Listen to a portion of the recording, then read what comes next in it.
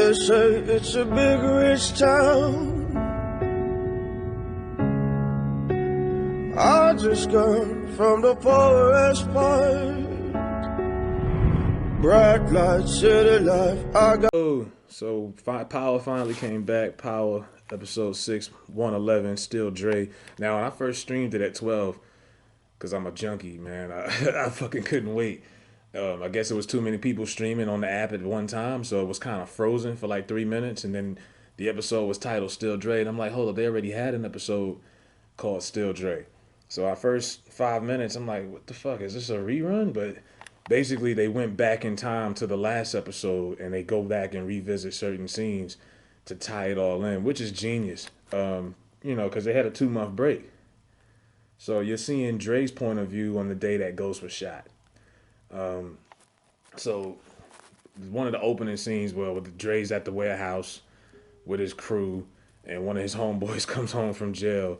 And I remember earlier in the season where they show how selfish Dre is. Where remember when he killed Donovan? Donovan saved his baby, and when the fucking people came in shooting up the fucking safe house, instead of covering his daughter, Dre covers for himself, and Donovan plays the parental role and saves the child. That's just one of those how selfish Dre is kind of moments. Well, his homeboy who came from jail, when the Serbians come in the warehouse and they want smoke because in their minds Dre killed Jason. Because remember, Ghost set up Dre to make it look like he killed Jason when Ghost did it. And Dre uses his homeboy as a shield. This guy comes out of nowhere with a fucking machete. I mean, not a machete, a machine gun. And Dre uses his homeboy as a shield and fucking sacrifices him so he could get out of there. And all he left out, he got a lick in the arm or something like that. That just goes to show you how selfish Dre is. And this episode was mainly about why we hate the Andre Coleman character so much, because of his lies, his deceit. He'll snitch he'll rat anybody out. He'll do anything to cover his own ass. He's just, in a lot of ways, he's kind of like Ghost, but in a more disliked way. Because he's a student of the game, but he's never been as smart as Ghost. But he does it in a way more foul way than Ghost does. So it goes back to Bianca. They got Spanky and 2-Bit in custody, and she's trying to get them to rat out on Tommy. But, they too loyal soldiers, so they not doing it. And then we finally get to, like I said, this episode was about Dre. So Dre meets his mom at church. We had never seen any of Dre's personal anything. All we knew was Dre. We knew he had a baby, but that was it. We never really, they never showed his girlfriend like that. His mother, his mom is a church lady, I guess a deaconess. They have a horrible relationship.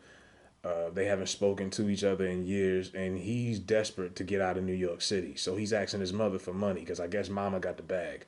And she's like, no, we don't talk. You've never been a good child. You've always been all for yourself. He doesn't like what she's got to say, and that's the end of that. And they get back to her later on, trust me. So now he's on this rampage where he's desperate. He's got to get money. So he goes to Tasha. Tasha's at the daycare center. It's empty because remember the last time Ghost called the cops because Ghost found out she was selling dope out of the daycare with Tariq. So all of the parents took their kids out of the daycare center. So it's empty. And Dre doesn't give a fuck. And he's like, look, I know that your son had something to do with Raymond Jones' murder. I'll tell on Tariq if you don't give me at least 50,000, and if you don't, I'm gonna burn this motherfucker down. And Tasha's like, I'm broke, nigga. I done put all of my savings and my money into this. But when he tells her that he knows about Tariq and Raymond Jones, that's when she's like, okay, damn, he got me. So that's the first person that he, frames in this episode. You know what I'm saying? So then they go back to episode 10. Like I said, this is one of those episodes where they kind of tie everything together, where Dre and Tariq meet. Tariq shorthands him the money from the brick that Dre gave him. And Dre's like, yo, this ain't even half of 20,000. What the fuck? Because like I said, Dre's trying to get enough money to get the fuck out of the city. So Dre and Tariq go to Ghost's office at the club. And it goes back to that last scene where Ghost is like, you just a little bitch ass want to be gangster and I always got to save you. And he's like, look, fuck that. I need 250. So Ghost is like, look, I'll give you the 250, but you're going to have to meet me later. This is leading up to where Ghost set him up for killing Jason. So it's actually kind of brilliant the way they did this. And he says he'll pay him, meet me in an hour or whatever. And as Dre proceeds to meet Ghost later on, that's when the cops come because this is when he got set up for for Jason's murder. So Dre goes to jail after being framed for Jason's death, and Ghost makes the call to 2-Bit, and he's like, "Look, I want you to take that motherfucker out, and if you take him out, I'll take care of your family and Spanky's family for the remainder of your time served." So they about to shank this nigga in prison, but Dre is so smart. He sees it before they even get the chance to do it, and he gets himself out of it again. He's got like 9 lives. Like this nigga is Final Destination. He escapes death more than any character I could think of in a series. And he gets out, and it's like, damn, it's frustrating because they really want to kill this nigga because 2-Bit and Spanky know that he's the reason why the warehouse got jammed up. Tommy doesn't. So they call Tommy and let Tommy know that it was all Dre, but Tommy is so Tommy and 2-Bit are the most honest characters on the show, and everyone lies to them, so they got trust issues naturally. So Tommy don't know who to trust. Then he also tells Tommy that BG's dead. Tommy didn't know that either. Tommy's hell bent on trying to kill Ghost because he thinks Ghost killed Lakeisha. So Tommy really ain't got it. Don't want to hear nothing that 2-Bit and Spanky got to say. So Dre works out a deal with Bianca, the Fed, to get released and tells her what she wants to hear. She wants some kind of dirt on Ghost, and she asks him, "Do you know if James St. Patrick killed Terry Silver?" And he lies and says, "Yeah, I know, I seen it." And she knows he's lying, but she's so desperate, just like Sax, she's willing to go above and beyond to try to get James St. Patrick. So she accepts it. They work out a deal. He gets transported back to the city. Now, this was probably the most unrealistic part of the show, but this is, it's fiction, it's TV. What are you gonna do? As he's being transported by the feds, and he's in the van, he's telling them over and over, "I gotta piss, man. I gotta piss. I gotta piss." They pull over under a bridge bypass, and the male federal agent, cop or whatever, escorts him out. He fucking runs and escapes. Now, I don't know how this happens, but he escapes and he goes to his mother's house, which looks like is in Queens. And remember when he was asking his mother for money and she told him no? Well, he broke into her house and proceeded to rob her jewelry collection because mama got the bag.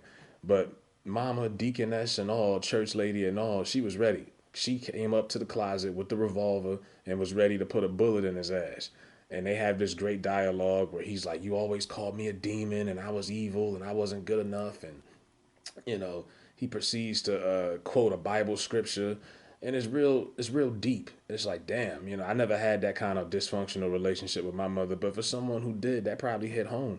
And he eventually snatches the revolver from her and aims it at her, and for one split second, I'm like, yo, is he gonna shoot his mom? Like, you don't know you don't put nothing past this evil nigga, but he didn't, and he put the gun down and walked out with the jewels. And she was so shooken up by it, she just let him get away. So, yeah, this nigga was on one in this episode, man. And later on, he goes to Tate's office, Councilman Tate, and him and Tate work out a deal. Because Tate wants Ghost dead, too. Because Ghost has taken everything from him. His campaign, everything. And Dre tells him, "Look, you got my daughter back. I know you can get me some new plates and some new IDs." And Tate is like, "Okay, I'll pay you and I'll get you your IDs, but you got to kill Ghost like tonight." And that's what leads up to, like I say, the finale of the last time it was on, where you see everyone walk into the club. So they do the deal. Tate gives him the plates, and it's on. He gets the money. Tate paid him up front. He didn't have to kill Ghost. He really didn't. You know what I mean? But he he decides to turn around anyway. He goes to the gas station with his girl, and he can't help himself but to turn around and do it because he just wants to get it done. I guess he was just tired of running. He had to get it done. And as he's going back to the club, which he had no business going to because he's already got the money, he's got everything, that's when he hears the gunshot. Boom. And he sees Bianca and he punches Bianca square in the fucking face. Just snuff Bianca, knocked her the fuck out. And first thing he sees is Tommy. And that's why I'm like, I think Tommy was the one who shot Ghost. it only makes sense for Tommy to do it because Tommy had the most that Ghost took from him, and according to Tommy, Ghost killed his fiance. So I'd love to see what Tommy's gonna do or react to when he finds out Tasha did it, but that'll probably come up later. And as he sees this, when he goes back out, that's when he gets arrested and goes to jail. And long story short, Two Bit and Spanky, they got him because Dre had started a fight in prison because he was about to escape it again. He escaped it again by starting a fight with some random Mexican and got put in a hole, solitary confinement. And that's when Two Bit and Spanky, they put like what you call it, rags of gasoline in his jail cell. And then they set this nigga on fire and burn him up extra crispy Freddy Krueger style. Great satisfaction. Some people was like, man, I would have rather seen Ghost or Tommy take him out, but this is the way Ghost wanted it done. Ghost hired these niggas to kill him. So he burnt a lot of bridges. He burnt a lot of people. He got burnt. It was the perfect ideal death for him.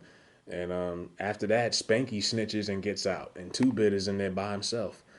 And Andre Coleman is pronounced dead. So this is a good episode. People are starting to say it might be a scenario where Ghost faked his death.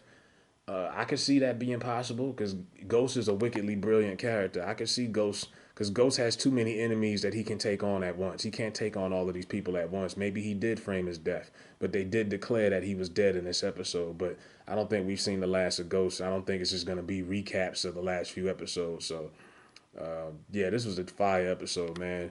It was worth the wait. Dre finally got killed, and in this episode, they showed you every reason why we wanted him to get killed ever since season 2, season 3. Because season 2, he was just Kanan's hitman. But season 3, from then on, niggas been ready for this man to get shot. So it was worth it, man. It was a dope episode, man. Let me know what y'all think.